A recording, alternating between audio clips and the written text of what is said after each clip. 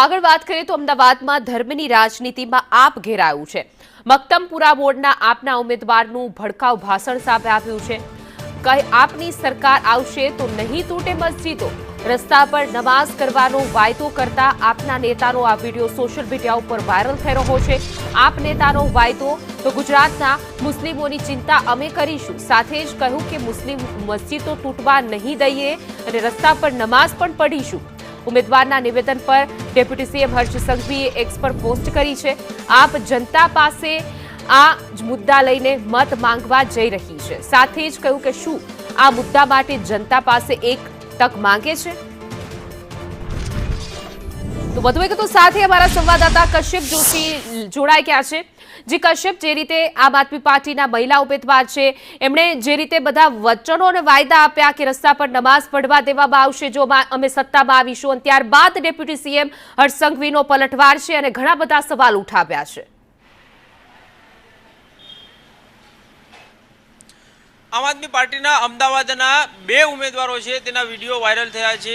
એક સુહાના મંસૂરી છે કે જે મક્તમપુરા વોર્ડની મહિલા ઉમેદવાર છે અને તેનો વિડીયો વાયરલ થયો છે। બીજી તરફ ખાડિયાના આમ આદમી પાર્ટીના ઉમેદવાર છે માજીદ ખાન, આ તેનો એક બીજો વિડીયો છે તે વાયરલ થઈ રહ્યો છે। આ બંને વિડીયોમાં આજે બંને ઉમેદવારો છે જાણે કે કાયદાનું તેને કોઈ ભાન જ ના હોય તે પ્રકારની સ્થિતિ જે છે તે સર્જાઈ છે। કારણ કે તે કહી રહ્યા છે કે રોડ ઉપર તે મસ્જિદ પડવા દેશે, સાથે જ કોઈની પણ રોડ ઉપર જો મસ્જિદ હશે તો તેને તોડવા નહીં દે। આ તમામ મુદ્દાઓને લઈ અને તે વોટ માટે થઈ અને અપીલ કરી રહ્યા છે। જ્યારે પ્રચાર દરમિયાન આ ઉમેદવારો છે તે લોકો વચ્ચે જઈ રહ્યા હતા અને ત્યારે જ તેમના દ્વારા આ પ્રકારના નિવેદનો અને વાણીવિલાસ છે તે કરવામાં આવ્યા છે। એક તરફ રોડ ઉપર કોઈના પણ દબાણ જે છે તે નહીં ચલાવી લેવાય તે પ્રકારનું સરકારનું સ્ટેન્ડ છે ને અત્યાર સુધી અનેક જગ્યા પર આને લઈને જે કાર્યવાહી છે તે કરવામાં આવી છે। બીજી તરફ અમદાવાદ શહેરમાં હજી આ પ્રકારનો ટ્રેન્ડ શરૂ નથી થયો કે મન ફાવે ત્યાં કોઈ પણ જગ્યા ઉપર લોકો છે તે નમાઝ પઢી શકે।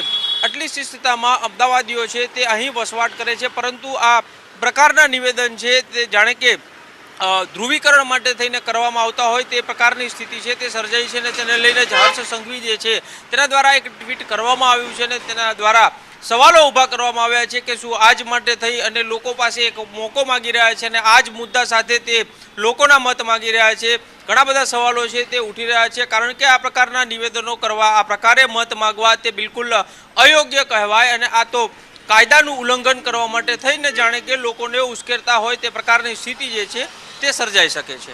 જી બિલકુલ કશ્યપ, સમગ્ર માહિતી આપવા બદલ આપનો આભાર।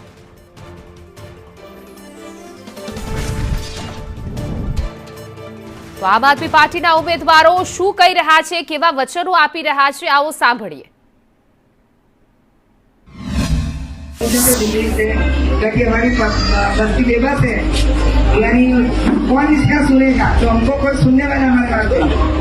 दूसरी बात कि आम आदमी पार्टी जब सत्ता पे आवे ने जो मस्जिदों पे प्रहार हो रहा है, दरगाह पे जो तोड़ फोड़ हो रही है, तो वो आएगी तो दरगाहों का मस्जिदों का जो मसले होते हैं वो भी सॉल्व करेगी सत्ता पे आएगी तो कि भाई मस्जिद नहीं टूटनी चाहिए, दरगाह नहीं टूटनी चाहिए।